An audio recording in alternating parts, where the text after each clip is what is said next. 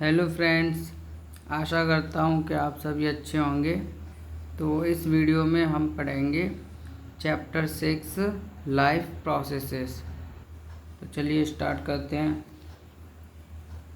How do we tell the difference between what is alive and what is not alive? If we see a dog running और a cow chewing cud or a man shouting loudly on the street, we know that these are living beings. इसका मतलब है कि हम कैसे पता चलाते हैं कैसे पता लगाते हैं कि एक अलाइव में और नॉट अलाइव में क्या डिफरेंस है। अलाइव का मतलब जीवित और नॉट अलाइव का मतलब निर्जीव। अगर हम किसी दौड़ते हुए कुत्ते को देखते हैं और एक काव को देखते हैं च्यूइंग करते हुए और एक मैन को देखते हैं चिल्लाते हुए गली में, तो फिर हम समझते हैं कि ये सभी लिविंग बींग्स हैं, यानी कि जीवित प्राणी हैं। तो व्हाट इफ़ द डॉग और द काव और द मैन वर एस्लीप, और क्या होता है जब ये तीनों ही जब सो जाते हैं? तो we would still think that they were alive. But how did we know that? We see them breathing and we know that they are alive. यानी कि हमें तो पता ही है कि वो अलाइव हैं, भले ही वो सो जाएं, लेकिन हम जानते हैं कि वो अलाइव हैं। तो सोने के बाद हम उन्हें निर्जीव नहीं कह सकते। क्यों? क्योंकि वो सोते वक्त भी ब्रीदिंग करते हैं, यानी कि सांस लेते हैं। What about plants? तो अब प्लांट्स के बारे में क्या राय है? तो how do we know that they are alive? हम उन्हें कैसे अलाइव कह सकते हैं या फिर हम कैसे उन्हें अलाइव मानते हैं? तो we see them green, some of us will say, but what about plants that have leaves of colours other than green? यानी कि प्लांट्स भी लिविंग में ही आते हैं। हमने प्रीवियस क्लास में ये पढ़ाया अच्छे से। तो क्या है कि तो प्लांट्स की लीव्स कैसी होती हैं? ग्रीन कलर की। लेकिन कुछ प्लांट्स नॉन ग्रीन भी होते हैं, यानी कि उनकी लीव्स ग्रीन नहीं होती है। तो उनके बारे में हम क्या कहेंगे? तो they grow over time, so we know that they are alive. तो भले ही उनके कलर ग्रीन ना हो, लेकिन ग्रो तो वो भी करते हैं, तो इसका मतलब है कि वो भी जिंदा हैं, अलाइव हैं। Some will say, in other words, we tend to think of some sort of movement either growth related or not as common evidence for being alive. यानी कि जो अलाइव होने के कुछ जो डेफिनेट कुछ रूल्स हैं, स्टेटमेंट्स हैं, तो हम उन्हें इस चैप्टर में पढ़ेंगे। But a plant that is not visibly growing is still alive and some animals can breathe without visible movement. यानी कि कुछ एनिमल्स के अंदर ऐसा मूवमेंट होता है जो हमें दिखता नहीं है। So using visible movement as the defining characteristic of life is not enough. तो केवल विजिबल मूवमेंट ही किसी के लाइव होने का प्रमाण नहीं है। प्रमाण का मतलब इस चीज़ को साबित नहीं करता है। तो और भी फीचर्स होते हैं। तो movements over very small scales will be visible. तो अब देखते हैं second paragraph. Movements over very small scales will be invisible to the naked eye. Movements of molecules, for example, is this invisible molecular movement necessary for life? If we ask this question to professional biologist, they will say yes. यानी कि अगर हम molecular और atom level पर देखें तो वहाँ पर भी मूवमेंट्स चलते हैं, लेकिन हम उन्हें नेक्ड आइज से नहीं देख सकते। लेकिन उन चीज़ों को साइंटिस्ट तो देखते रहते हैं। तो अगर हम उनसे इनके बारे में पूछेंगे तो तो वो कहेंगे कि यस उनमें मूवमेंट होता है, यानी कि मॉलिक्यूलर लेवल पर। तो in fact viruses do not show any molecular movement in them, यानी कि वायरस में कोई मॉलिक्यूलर मूवमेंट नहीं होता है until they infect some cells, जब तक कि वो किसी सेल को इन्फेक्ट ना कर दें। And that is partly why there is a controversy about whether they are truly alive or not।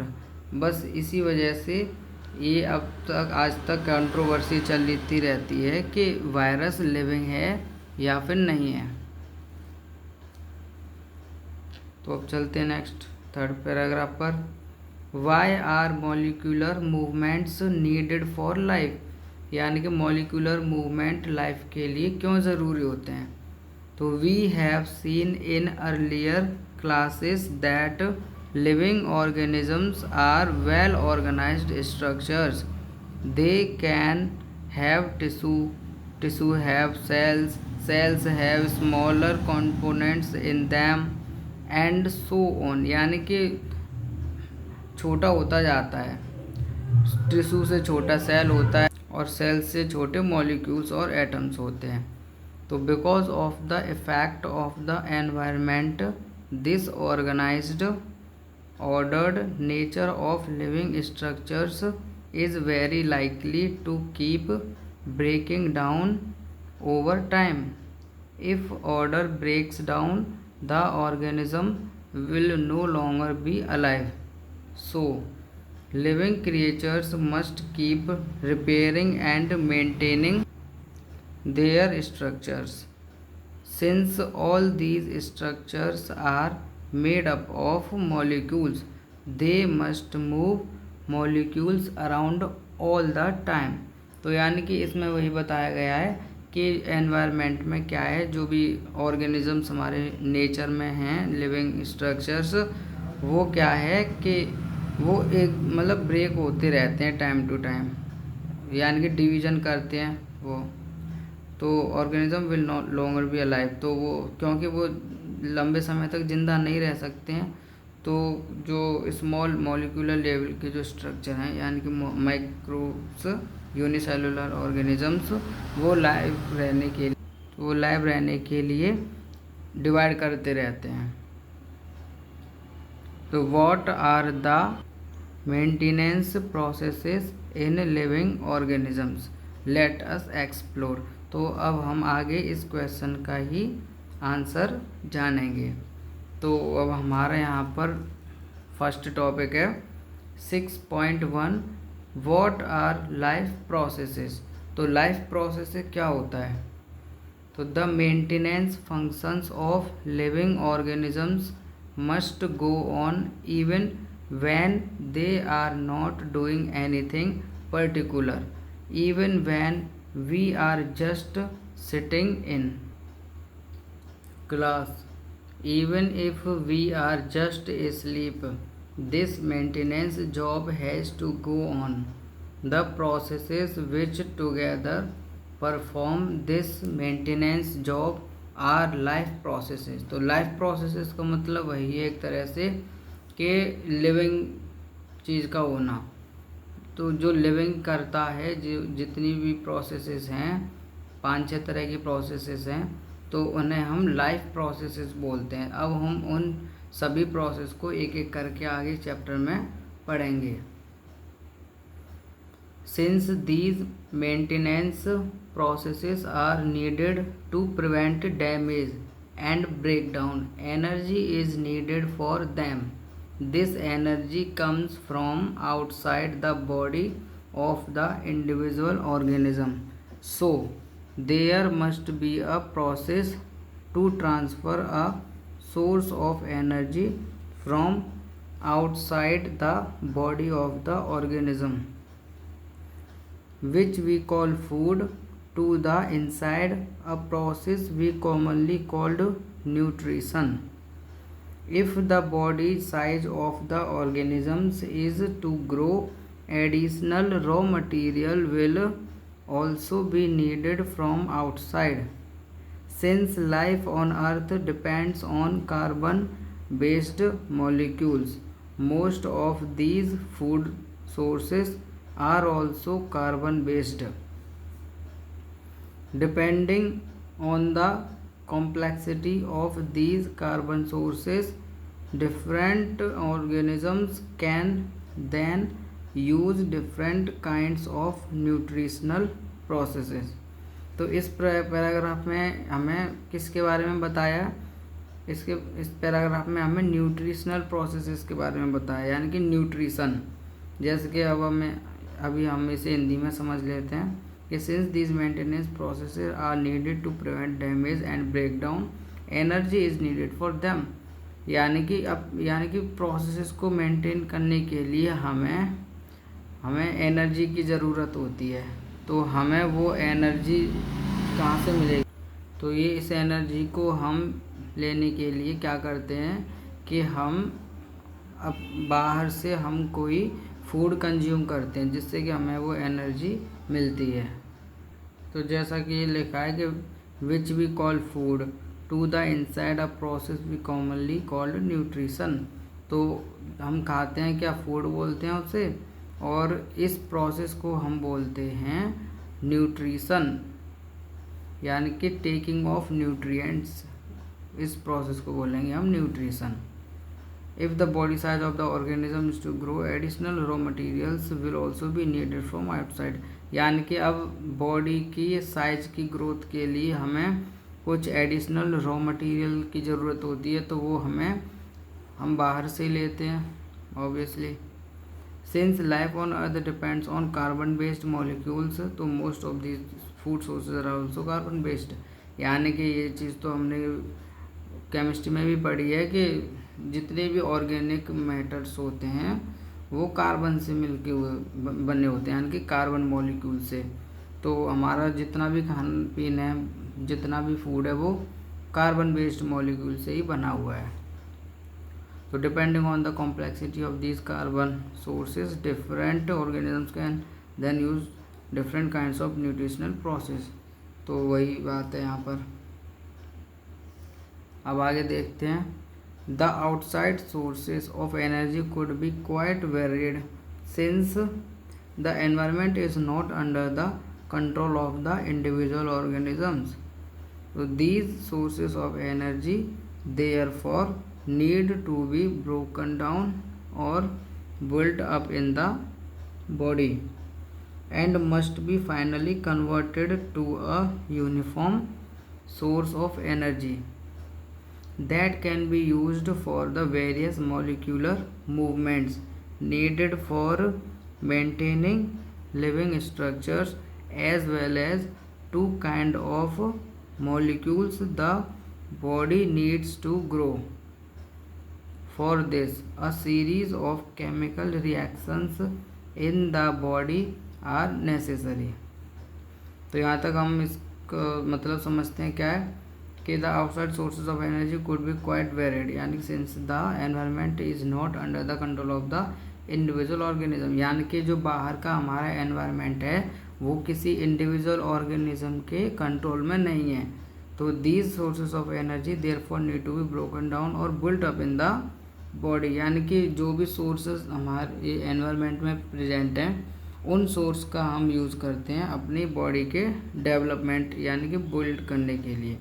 Build का मतलब वही है बनाना, development. And must be finally converted to a uniform source of energy that can be used for the various molecular movements needed for maintaining living structure. तो वही है, living structure को maintain करने के लिए उनका यूज़ करते हैं, यानी कि एज ए न्यूट्रिशन. जैसे कि हमारे न्यूट्रिशन कौन क्या क्या होते हैं, कार्बोहाइड्रेट है, प्रोटीन है, फैट है, मिनरल्स हैं, विटामिन्स हैं. तो ये चीज़ें होती हैं हमें जो कि हमें एक्सटर्नल सोर्सेज से मिलती हैं. तो as well as to kind of molecules the body needed to grow. तो बॉडी ग्रो होने के लिए इनकी नीड होती है बॉडी को. जैसे प्रोटीन एक बॉडी बिल्डिंग उसको हम न्यूट्रिएंट बोलते हैं. तो for this a series of chemical reactions in the body are necessary. तो इसी बुक का जो फर्स्ट चैप्टर है केमिकल रिएक्शंस एंड इक्वेशन, तो उसमें हमें ये चीज़ बताता है कि केमिकल रिएक्शंस कैसे होती हैं। तो फिर अब हम आगे देखें।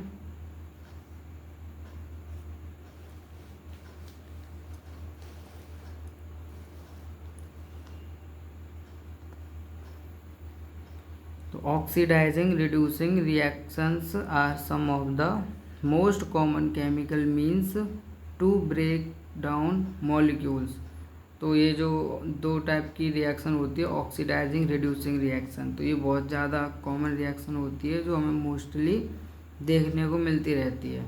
तो यही है common chemical means to break down molecules. तो मॉलिक्यूल्स को ब्रेक डाउन करने में इसका ये दोनों रिएक्शन ही टेक प्लेस होती है, यानी कि दोनों रिएक्शन हिस्सा लेती हैं। तो for this many organisms use oxygen sourced from outside the body. तो हम ऑक्सीजन अपने एयर से लेते हैं कि नहीं, ऑल लिविंग बींग्स। तो the process of acquiring oxygen from outside the body and to use it in process of breakdown of food sources for cellular needs is what we called respiration। तो अब आ गया कि नहीं आ गया respiration. अभी वहाँ पर हमारी न्यूट्रिशन की बात चल रही थी। न्यूट्रिशन का मतलब वही है डाइजेशन और फूड। अब यहाँ पर अभी ये बात हुई है हमारी रेस्पिरेशन की, यानी कि हम अपने आउटसाइड से यानी कि सराउंडिंग से एयर लेते हैं यानी कि ऑक्सीजन, तो उसको बोलते हैं हम रेस्पिरेशन। अब in the case of a single celled organism no specific organs for taking in food, exchange of gases और removal of waste may be needed because the entire surface of the organism is in contact with the environment। अब देखिए यहाँ पर इन 3 line में बात हुई है किसके बारे में, सिंगल सेल ऑर्गेनिज्म के बारे में। तो इनके केस में क्या होता है कि इनके लिए टेकिंग ऑफ फूड के लिए और एक्सचेंज ऑफ गैस के लिए और रिमूवल ऑफ वेस्ट, तो इनके लिए इनमें कोई स्पेसिफिक ऑर्गन नहीं होता है। तो क्यों नहीं होता है, क्योंकि इनकी जो बॉडी सरफेस होता है पूरा एंटायर सरफेस वो क्या होता है, एनवायरनमेंट के कांटेक्ट में होता है। तो वो एनवायरनमेंट के कांटेक्ट में, तो अभी ये डायरेक्ट उस चीज़ को एक्सचेंज कर लेते हैं और वेस्ट को रिमूव कर देते हैं। तो इनका कोई स्पेसिफिक ऑर्गन नहीं होता इसके लिए। But what happens when the body size of the organism increases and the body design becomes more complex। तो अगर क्या होगा कि ये यूनिसेलुलर से लेकर सिंगल सेल्ड ऑर्गेनिज्म से लेकर कॉम्प्लेक्स ऑर्गेनिज्म की बात हो, तो यानी कि मल्टी सेलुलर ऑर्गेनिज्म, तो उनमें क्या होता है, उनमें डायरेक्ट कांटेक्ट तो होता नहीं है सराउंडिंग अपने एनवायरनमेंट के जो कि उनके सराउंडिंग में है। तो वहाँ पर क्या होता है, the simple diffusion will not meet the requirement of all the cells. तो सिंपल डिफ्यूज़न से तो रिक्वायरमेंट पूरी होगी नहीं, क्योंकि यहाँ पर तो सिंपल डिफ्यूज़न से रिक्वायरमेंट इनकी पूरी हो जाती है, लेकिन मल्टी सेलुलर ऑर्गेनिज्म के केस में ऐसा पॉसिबल नहीं है। तो उनके केस में फिर क्या होता है, तो अब ये हम अभी आगे इस देखते हैं इस पैराग्राफ में।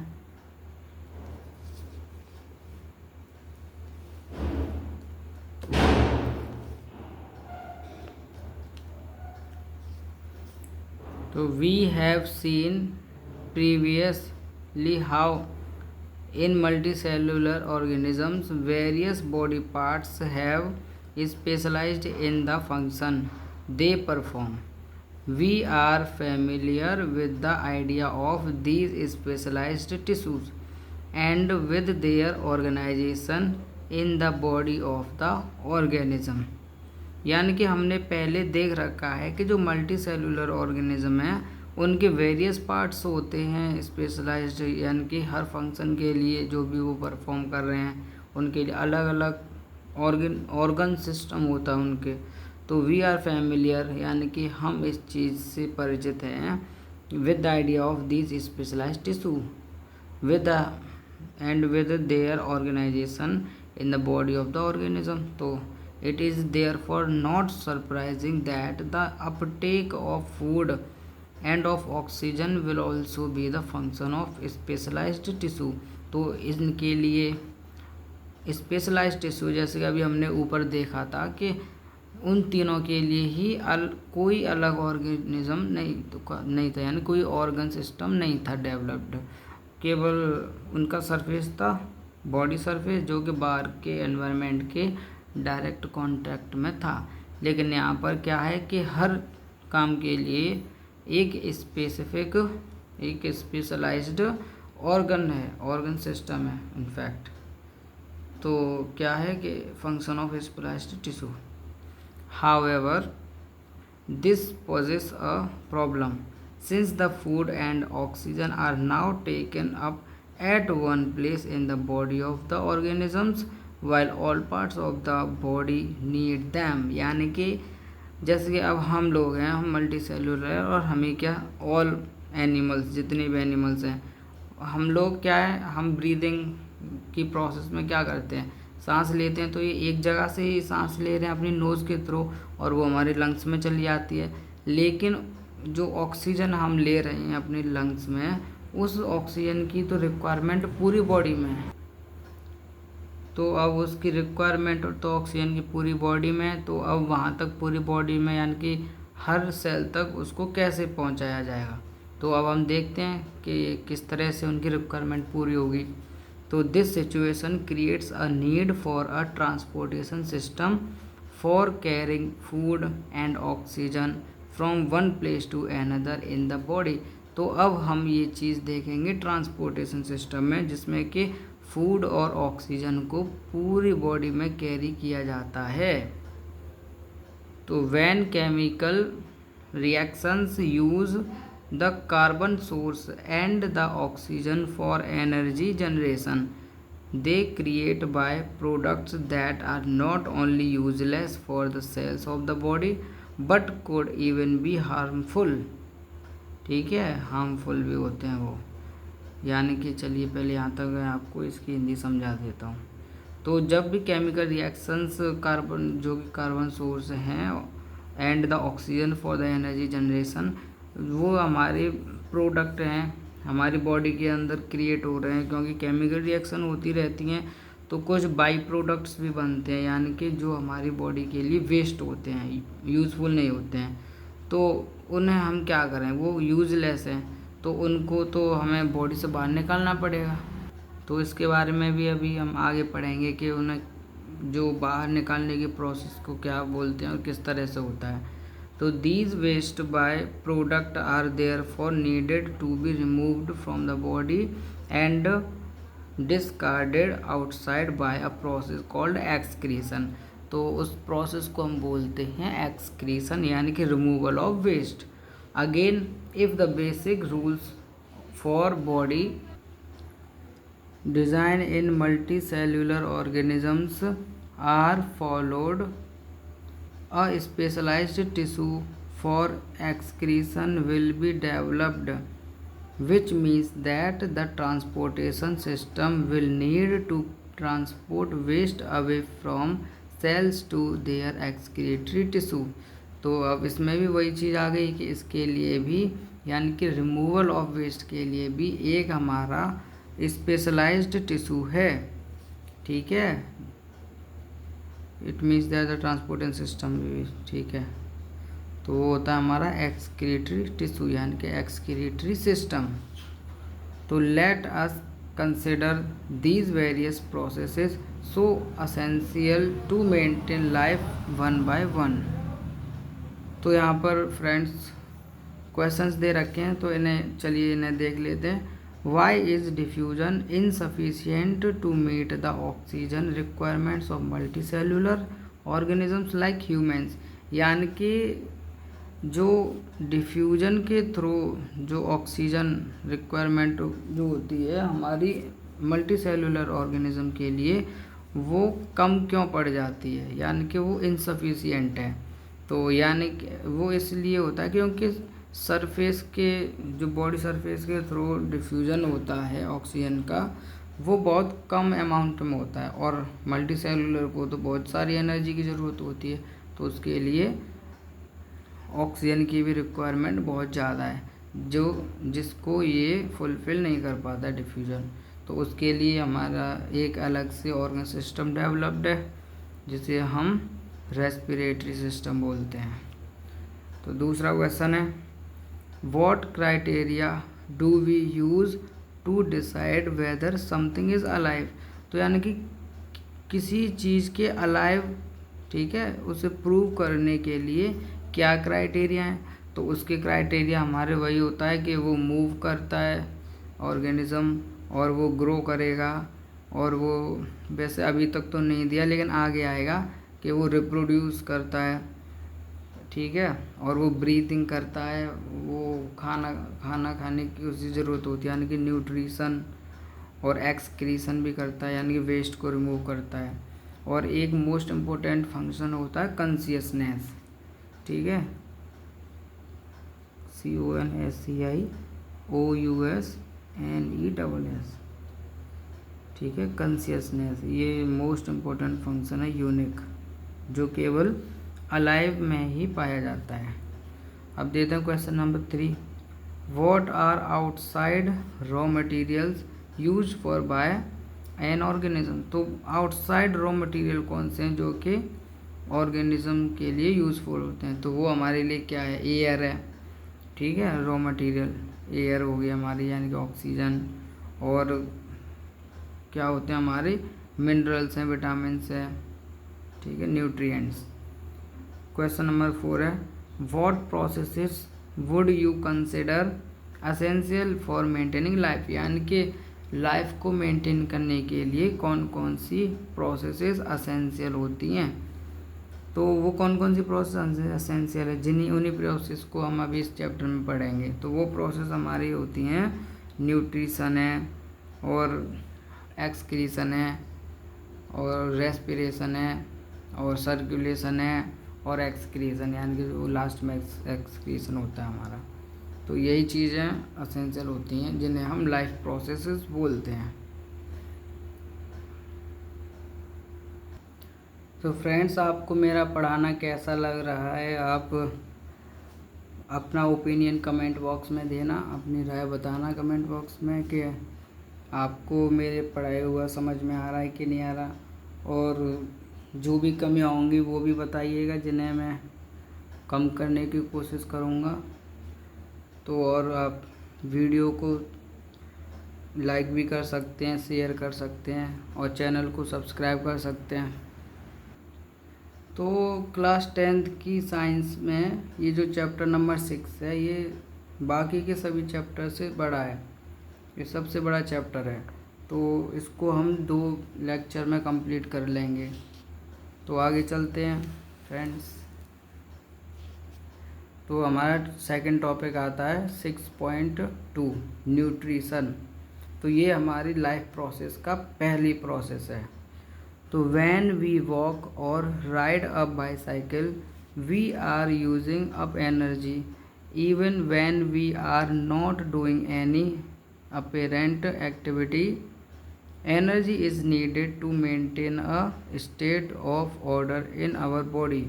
We also need materials from outside in order to grow, develop, synthesis protein and other substances needed in the body. This source of energy and materials is the food we eat. यानी कि जब भी हम walk कर रहे हैं या फिर राइड कर रहे हैं बाईसाइकिल को, तो हम क्या है, एनर्जी यूज़ करते हैं। और अगर हम कोई फिज़िकल एक्टिविटी नहीं भी करते हैं, फिर भी हमारी एनर्जी यूज़ होती रहती है, जो कि अभी हम आगे देखेंगे कि किस चीज़ में हमारी एनर्जी यूज़ हो रही है। वैसे मैं आपको अभी आइडिया दे देता हूँ।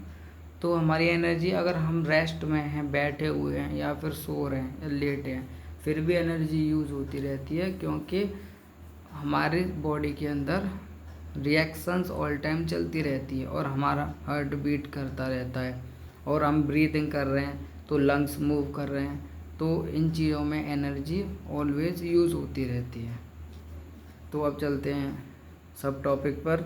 How do living things get their food. तो लिविंग थिंग्स जो होती हैं वो अपना फूड किस तरह से प्राप्त करते हैं। तो the general requirement for energy and materials is common in all organisms, but it is fulfilled in different ways.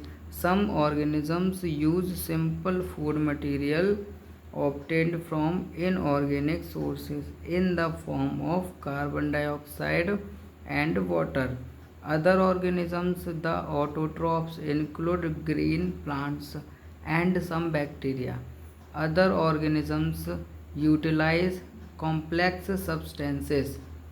These complex substances have to be broken down into simpler ones before they can be used for the upkeep and growth of the body. To achieve this, organisms use biocatalysts called enzymes. Thus, the heterotroph's survival depends directly or indirectly on autotrophs. Heterotrophic organisms include animals and fungi. तो animal और fungi दोनों ही heterotrophic animal हैं। तो पहले तो बात की गई है ऑटोट्रॉफ्स की और फिर बाद में बात हुई है हेटरोट्रॉफ्स की। तो ये ऑटोट्रॉफ और हेटरोट्रॉफ क्या होते हैं, ये two types mode of nutrition के बेस पर एनिमल्स को डिवाइड कर दिया गया। तो ऑटोट्रॉफ होते हैं जो अपना खाना खुद बनाते हैं और हेटरोट्रॉफ होते हैं जो दूसरों पर डिपेंड होते हैं। तो जो ऑटोट्रॉफ्स होते हैं वो अपने रॉ मटेरियल के लिए यानी कि फूड बनाने के लिए केवल वाटर और कार्बन डाइऑक्साइड का ही यूज़ करते हैं। ठीक है, वाटर और कार्बन डाइऑक्साइड का। तो उन्हें हम बोलते हैं ऑटोट्रॉफ, जैसे कि प्लांट्स हैं और सम बैक्टीरिया हैं। तो ये केवल वाटर और कार्बन डाइऑक्साइड का यूज़ करके अपना फूड बना लेते हैं, यानी कि फोटोसिंथेसिस प्रोसेस आपने देखी होगी। इसमें ये केवल एनवायरनमेंट से CO2 लेते हैं और वाटर लेते हैं, यानी कि एक्वस की फॉर्म में। और फिर ये क्लोरोफिल तो होता ही है इनकी लीव्स में और सनलाइट की प्रेजेंट में ये फूड बना लेते हैं, यानी कि ग्लूकोज। तो ग्लूकोज का फॉर्मूला होता है C6H12O6। और जबकि जो अदर जो एनिमल्स होते हैं यानी कि हेटरोट्रॉफिक एनिमल्स, वो क्या करते हैं, वो डिपेंड होते हैं ऑटोट्रॉफ्स के ऊपर, यानी कि मोस्टली प्लांट्स के ऊपर ही डिपेंड होते हैं अपने फूड के लिए, जैसे कि एनिमल्स होते हैं और फंजाई है। ठीक है, included human beings we also heterotrophs. तो अब चलते हैं नेक्स्ट टॉपिक पर। तो टॉपिक है अब हमारा 6.2 का 1, ऑटोट्रॉफिक न्यूट्रिशन। तो carbon and energy requirements of the autotrophic organisms are fulfilled by photosynthesis. It is the process by which autotrophs take in substances from the outside and convert them into stored forms of energy. This material is taken in the form of carbon dioxide and water, which is converted into carbohydrates in the presence of sunlight and chlorophyll. तो यहाँ पर ये जो carbohydrate है वो glucose है, जो कि अभी मैंने ऊपर ये बता दिया था, वही चीज़ यहाँ पे लिखी हुई है। तो which is converted into carbohydrates in the presence of sunlight and chlorophyll. तो carbohydrates are utilised for providing energy to the plant. तो प्लांट को एनर्जी प्रोवाइड करने के लिए कार्बोहाइड्रेट की ज़रूरत होती है। तो we will study how this takes place in the next section. The carbohydrates which are not used immediately are stored in form of starch. तो प्लांट्स में जो कार्बोहाइड्रेट यूज़ नहीं हो पाती है वो स्टार्च की फॉर्म में स्टोर हो जाती है। तो which serves as the internal energy reserve to be used as and when required by the plant. A somewhat similar situation is seen in us, where some of the energy derived from the food we eat is stored in our body in the form of glycogen. तो friends, ये ऊपर हमें जो chemical reaction जो होती है photosynthesis के process के ड्यूरिंग, तो वो ये दे रखी है हमें। तो जैसा कि आप देख सकते हैं C6CO2 है, 12H2O, और ये क्लोरोफिल और सनलाइट के प्रेजेंट में ग्लूकोज बन जा रहा है हमारा। तो C6H12O6 प्लस 6O2 है, यानी कि ऑक्सीजन बन रहा है। और ये हमारा जो वाटर बचा है 6 मॉलिक्यूल्स ऑफ वाटर, यहाँ पे 12 मॉलिक्यूल हैं वाटर के, 6 मॉलिक्यूल कार्बन डाइऑक्साइड के हैं, और यहाँ पर हमारे 6 मॉलिक्यूल ऑक्सीजन के बन रहे हैं। तो हम छोटी क्लास से ही पढ़ते आ रहे हैं फोटोसिंथेसिस। हम 9th क्लास में और 8th class, 7th class, 6th class, तो हम फोटोसिंथेसिस के बारे में पढ़ते आ रहे हैं काफ़ी समय से।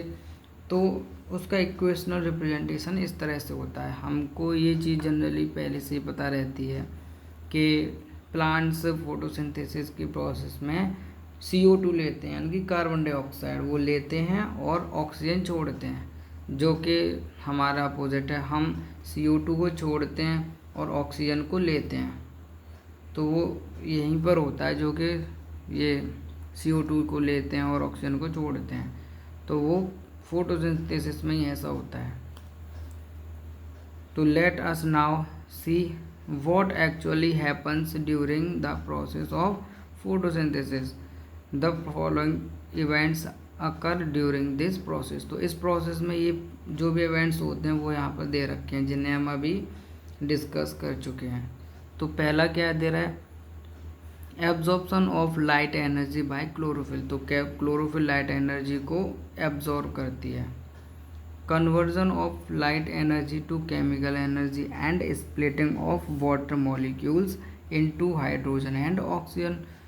तो फिर क्या होता है कि जो लाइट एनर्जी क्या करती है, केमिकल एनर्जी में कन्वर्ट हो जाती है, और जो वाटर मॉलिक्यूल्स जो होता है हमारा H2O, वो स्प्लिट हो जाता है हाइड्रोजन और ऑक्सीजन में। थर्ड स्टेप है reduction of carbon dioxide to carbohydrate. तो जो कार्बन डाइऑक्साइड है उसका रिडक्शन हो रहा है, तो वो रिड्यूस होकर बना ले रही है ग्लूकोज, क्योंकि रिडक्शन का मतलब होता है हाइड्रोजन का प्लस होना। तो यहाँ पर हाइड्रोजन का प्लस हो रहा है CO2 में, ठीक है, यहाँ पे CO2 था, तो जब इसमें हाइड्रोजन का भी प्लस हो गया है तो ये रिड्यूस हो गई, तो इसी प्रोसेस को हम रिडक्शन बोलते हैं। तो वही पीछे हमारा दिया भी था, रिडक्शन और ऑक्सीडेशन होता है। तो यहाँ पर रिडक्शन हो रहा है, और जिसमें से हाइड्रोजन रिमूव हो रही है उसका हो रहा है ऑक्सीडेशन। तो इसका ऑक्सीडेशन हो गया क्योंकि यहाँ से रिमूव होकर यहाँ पर जुड़ रही है। तो इसका वाटर का हो गया ऑक्सीडेशन और CO2 का हो गया रिडक्शन। तो रिडॉक्स रिडक्शन यानी कि दोनों ही हो रही है यहाँ पर। रिडॉक्स यानी कि रिडॉक्स का मतलब रिडक्शन और ऑक्सीडेशन। तो both equations are take place there, both reactions. To come on to the next paragraph, these steps need not take place one after the other immediately. For example, desert plants take up carbon dioxide at night and prepare an intermediate which is acted upon by the energy absorbed by the chlorophyll during the day.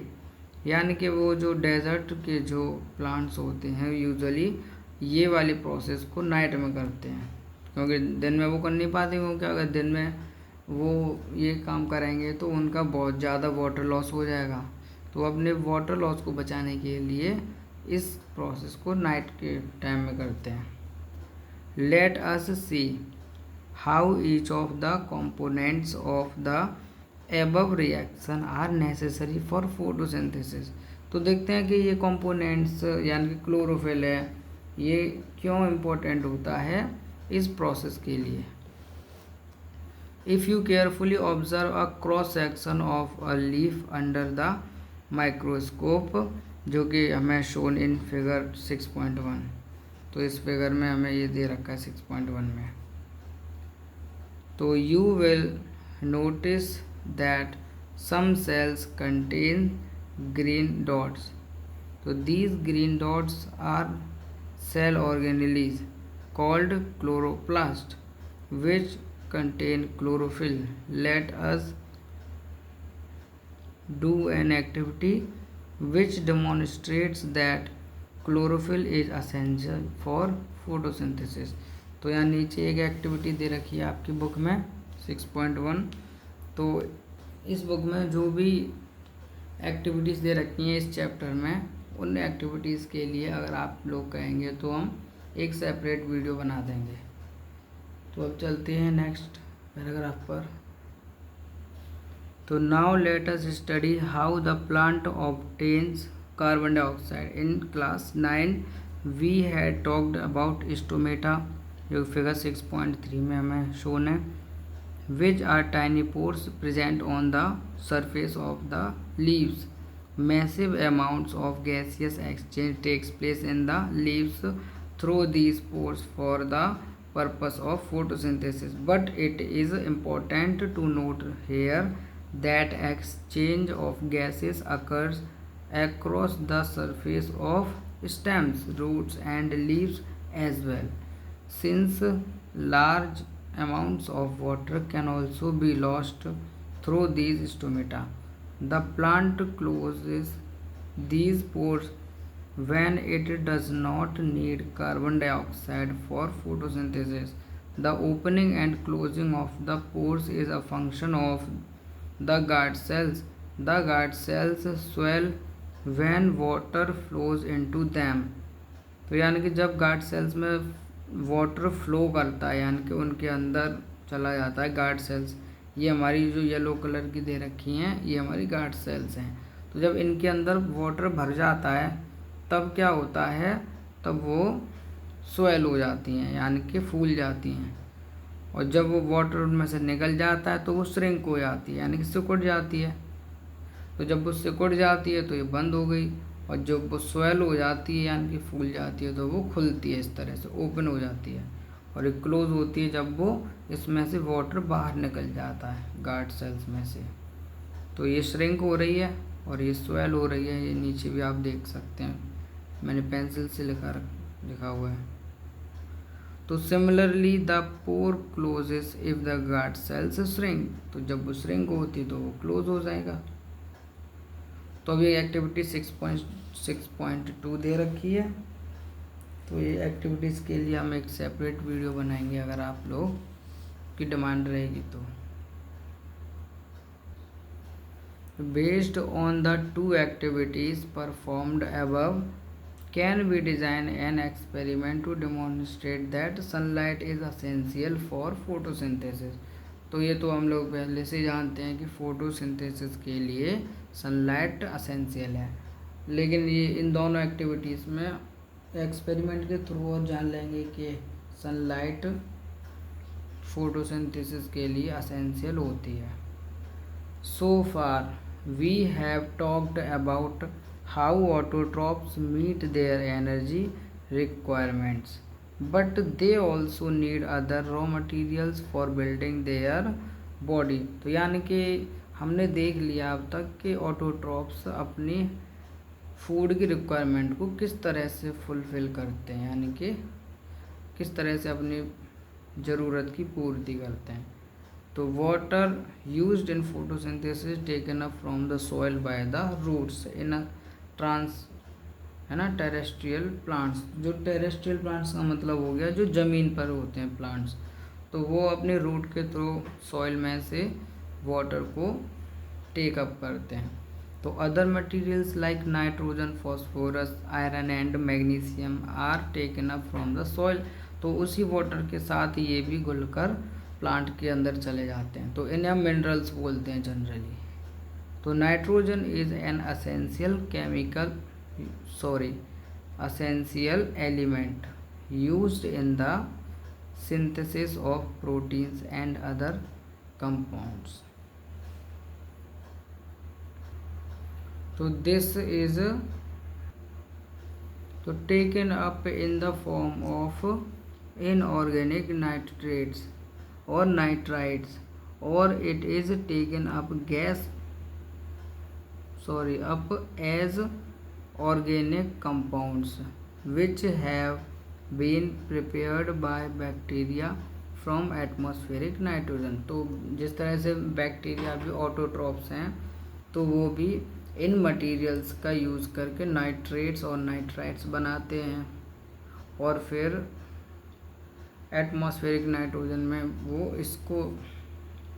वो करते रहते हैं, यानी कि nitrogen cycle जो चलती है तो उसमें वो यूज़फुल होते हैं। तो नाइट्रोजन साइकिल हम नेक्स्ट अगले चैप्टर में पढ़ेंगे, किसी में बायोलॉजी का ये टॉपिक है, तो उसमें ये बैक्टीरियाज यूज़फुल होते हैं।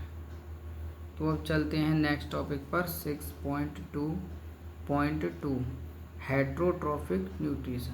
तो अब हमने यहाँ तक ऑटोट्रॉफिक न्यूट्रिशन कर लिया है, तो अब हम देखेंगे और हेट्रोट्रॉफिक न्यूट्रिशन। तो each organism is adapted to its environment. The form of nutrition differs depending on the type and availability of food material as well as how it is obtained by the organism।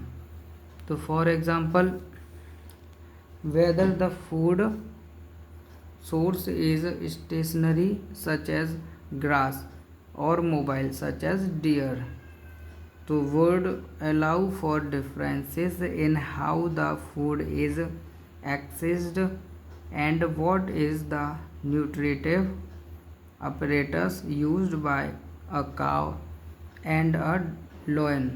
तो there is a range of strategies by which the food is taken in and used by the organism। Some organisms break down the food material outside the body and then absorb it। तो ये वाली line जो आई है कि कुछ animals अपना जो food होता है, फूड मटेरियल, उसे अपनी बॉडी के बाहर ही डाइजेस्ट कर लेते हैं, फिर उसको अपनी बॉडी के अंदर लेते हैं। जैसे कि इसका एग्जांपल अमीबा है, तो ये अमीबा का डायग्राम इधर दे रखा है, अभी आपको मैं पूरा डायग्राम दिखाऊंगा। तो मोस्टली जो मल्टी सेलुलर्स होते हैं ऑर्गेनिज्म हैं, जैसे कि हम लोग ह्यूमन बींग्स, तो फूड को अंदर ले जाते हैं पहले, फिर उसको डाइजेस्ट करते हैं। तो वही चीज़ यहाँ पे दे रखी है। अब examples are fungi like bread, mould, yeast and mushrooms, other like in whole material and break it down inside their bodies. तो फ्रेंड्स, अभी मुझसे एक कन्फ्यूज़न हो गई है कि ये अमीबा बाहर डाइजेस्ट नहीं करता है, ये अंदर ले जाकर अंदर डाइजेस्ट करता है। जो बाहर डाइजेस्ट करता है फूड को, वो होते हैं फंजाई, यहाँ है ना, फंजाई ग्रुप के होते हैं वो, जैसे कि मोल्ड है और यीस्ट है और मशरूम है, तो ये फंजाई से बिलोंग करते हैं। तो ये सेप्रोफाइट्स बोलते हैं मैंने। तो ये क्या करते हैं, अपने फूड को अपनी बॉडी से बाहर ही डाइजेस्ट कर लेते हैं, उसके ऊपर कुछ एंजाइम्स केमिकल्स रिलीज़ करते हैं जिससे कि वो ब्रेक हो जाता है और फिर उसे ये एब्जॉर्ब कर लेते हैं। लेकिन ये जो हमारा अमीबा है, ये फूड को एक अलग तरीके से अंदर लेता है बॉडी के, है ना, यानी कि इसके सीडोपोडिया होते हैं जिन्हें हम फॉल्स फीट भी बोलते हैं, तो उनके थ्रू ये फूड को अंदर लेता है और उसको ये डाइजेस्ट कर लेता है। लेकिन बहुत ही इजी होता है इसका भी मेथड। तो आगे चलते हैं। तो others take in whole material and break it down inside their body. What can be taken in and broken down depends on the body design and functioning. Some other organisms derive nutrition from plants or animals without killing them. This parasitic nutritive strategy is used by a wide variety of organisms like Cuscuta यानी कि अमरबेल, ticks, lice, comma leches and tape worm, और human beings भी होते हैं obviously. तो ये क्या करते हैं, अपनी बॉडी के अंदर फूड को लेकर जाते हैं पहले, फिर उसको डाइजेस्ट करते हैं, और फिर अब उसके जो सब्सटेंस सिंपल वाले मॉलिक्यूल होते हैं उन्हें आराम से एब्जॉर्ब कर लेते हैं। अब नेक्स्ट टॉपिक पर चलते हैं 6.2 का 3, how do organisms obtain their nutrition. तो ये जो ऑर्गेनिजम्स होते हैं अपने न्यूट्रिशन को किस तरह से ऑब्टेन करते हैं। तो since the food and the way it is obtained differ, the digestive system is different in various organisms. In single-celled organisms, the food may be taken in by the entire surface, but as the complexity of organism increases, different parts become specialized to perform different functions. For example, amoeba takes in food using temporary finger-like extensions of the cell surface, which fuse over the food particle forming a food vacuole। तो ये amoeba के बारे में दे रखा है, यही figure 6.5 है जो बगल में है, ये हमारे लेफ्ट साइड में। Inside the food vacuole complex substances are broken down into simpler ones, which then diffuse into the cytoplasm. The remaining undigested material is moved to the surface of the cell and thrown out। यानी कि जो waste जो होता है undigested material उसको ये बाहर कर देता है अपने बॉडी सरफेस से। तो in paramecium which is also a unicellular organism, the cell has a definite shape and food is taken in at a specific spot. तो पैरामीशियम में क्या होता है, उसका एक डेफिनेट माउथ होता है जिस तरह से हमारा डेफिनेट है, लेकिन अमीबा का कोई डेफिनेट माउथ वगैरह नहीं है। तो वो कहीं से भी ले सकता है, कहीं से भी दो सीडोपोडिया निकल सकते हैं, जैसे कि इसके ये दोनों सीडोपोडिया निकल रहे हैं कि नहीं निकल रही है, और ये तो पैरामीशियम के नहीं होते इस तरह से, ये कहीं से भी दो सीडोपोडिया निकाल सकता है और फूड मटेरियल को अंदर ले सकता है। लेकिन पैरामीशियम एक ही स्पेसिफिक साइड से लेता है। तो वही चीज़ यहाँ पर क्लियर की गई है। तो food is moved to this spot by the movement of cilia which cover the entire surface of the cell. तो यानी कि सीलिया लगे होते हैं पैरामीशियम की सरफेस पर, पूरी बॉडी पर, ठीक है, entire surface of the cell. तो वो भी एक यूनिसेलुलर होता है पैरामीशियम, ठीक है, keep this in your mind. तो स्टूडेंट ये लेफ्ट साइड में आपको मैं दिखा देता हूँ, ये डायग्राम दे रखा है, ठीक है, फिगर 6.5 न्यूट्रिशन इन अमीबा। तो आप देख सकते हैं इसमें ये न्यूक्लियस है इसका, ये फूड पार्टिकल है, ये हमारा अमीबा दे रखा है, इसकी इनडेफिनेट शेप होती है, कोई डेफिनेट शेप नहीं होती है। तो इसमें से ये दो सीडोपोडिया निकल रहे हैं और ये फूड मटेरियल को इस तरह से अंदर ले लेंगे और इसको अंदर लेकर उसको डाइजेस्ट करते हैं और उसको जो वेस्ट होता है उसको बाहर निकाल देते हैं। So students this is something which you have to remember. तो अब हम अगले मिलते हैं नेक्स्ट वीडियो में, उसमें हम देखेंगे न्यूट्रिशन इन ह्यूमन बींग्स। तो ये टॉपिक बहुत ही इम्पोर्टेंट है। एज अ ह्यूमन हमें अपने बॉडी के अंदर फूड कैसे डाइजेस्ट होता है, किस तरह से एब्जॉर्प्शन होता है और उसका एक्सक्रीशन कैसे होता है, तो इसको हम और अच्छी तरीके से पढ़ेंगे। तो आई होप गाइस जो भी मैंने पढ़ाया तुम्हारी समझ में आया होगा, और कोई कमियां तो ज़रूर रही होंगी तो आप बताइएगा कमेंट सेक्शन में, तो उन्हें मैं कमियों को दूर करूँगा। तो friends keep watching, stay healthy, छोटों को से प्यार करें और बड़ों का सम्मान करें। मिलते हैं नेक्स्ट वीडियो में, बाय।